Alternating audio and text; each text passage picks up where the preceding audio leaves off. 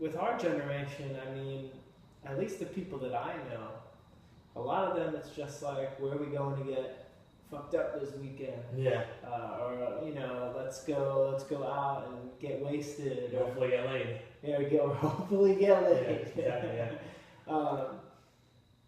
So they have that same yearning, but they just express it differently. Mm-hmm. And I had those phases too. Mm-hmm. You know, and you don't think you're creating suffering. Yeah. When you're going out drinking and chasing pleasure all the time. But you are.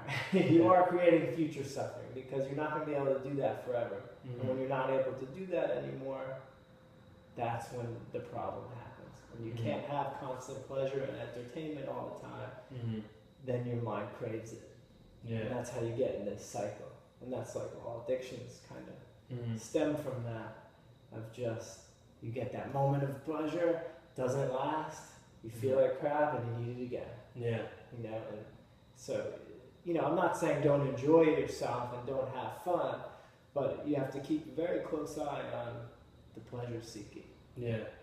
On all levels, whether it's just traveling a lot, you know, changing jobs, whatever it might be. Yeah. So interesting way that you put it though, because you mentioned it's like there's a yearning, but then you think it's like misplaced.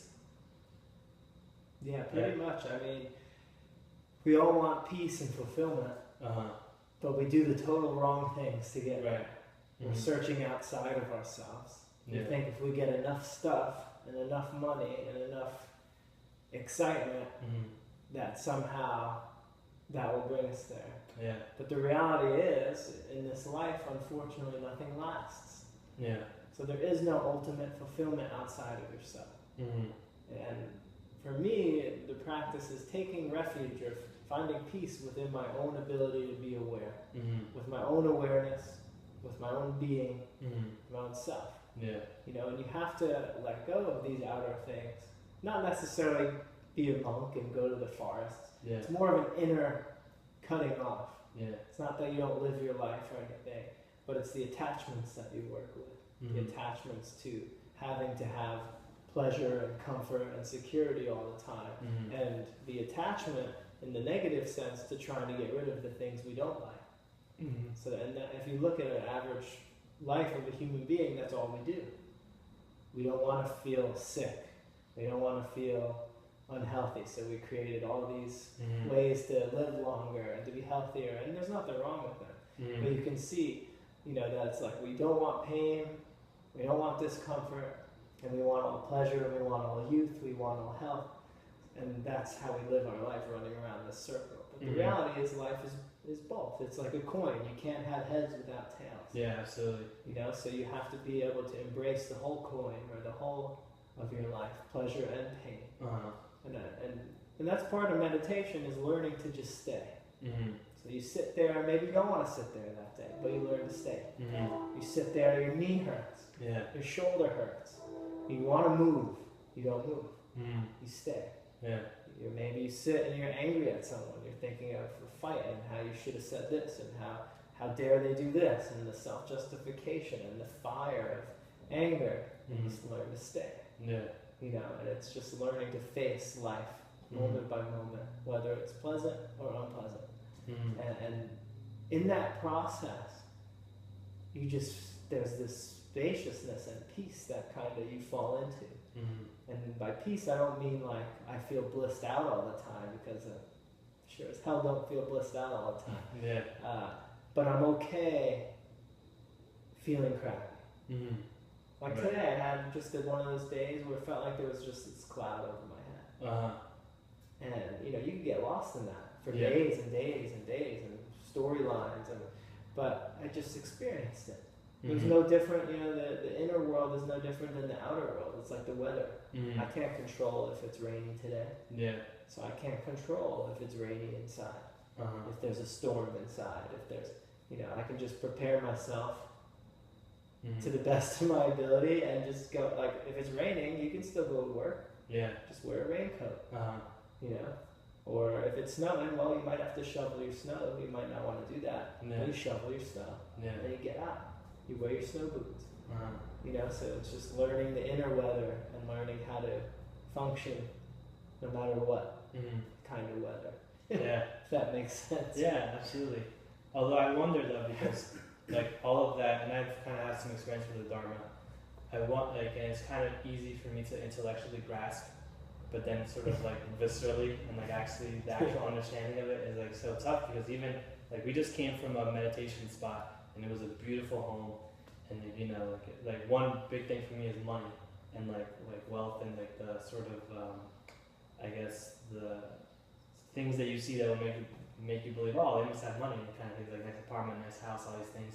And I saw the person's home, I'm like, oh my god, this is such a beautiful house, they must have money, like this like beautiful library and everything, like, and then my mind's like, I want this, like this is the kind of stuff I want, like all these bookshelves, all these awesome books, you know. And so I wonder, like, how is it that, what do you think, how do we reconcile sort of these desires and also kind of like having things like to aspire to, like, you know, like owning a yoga studio and writing books and things like that, and having sort of things that we want to go towards, but then, you know, not really, you know, that's the part where I get confused. Well, there was a good teaching by what's her name? Charlotte Jo Beck. She's a Zen teacher. She's dead. She's passed. But she wrote books, 2 books, and she talks about preferences versus attachments. Yeah. So going back to the weather, of course I prefer sunshine. Yeah. It's nice. But if it rains, that's fine. So that's preference. Yeah. There's no suffering if it rains. Okay. Right. But there is, if I was attached to rain, and I just wanted, if I was attached to the sun, and all I wanted was sunny summer days, well, I'm going to be pretty miserable when it rains. Yeah. I'm going to be pretty miserable in the fall when it gets cooler. I'm going to get pretty miserable when it snows. Yeah. So I'm going to limit my happiness or my peace to 2 months a year if it doesn't rain. Right. And you can see the world is very different than, well, yeah, sunshine is great, but it also rains, and that's okay. Yeah. I'm fine with that, because rain passes too. So, I said at my yoga class the other day, it was kind of a joke, but I was kind of serious. I said, don't forget this, it was a rainy day, I said, don't forget this quote, Zen quote of the day: when it rains, you get wet. Yeah. So just, that's it. Yeah. You know, very simple Zen kind of pointless statement. Yeah. You know? Yeah, Zen is big on those kind of things. Right?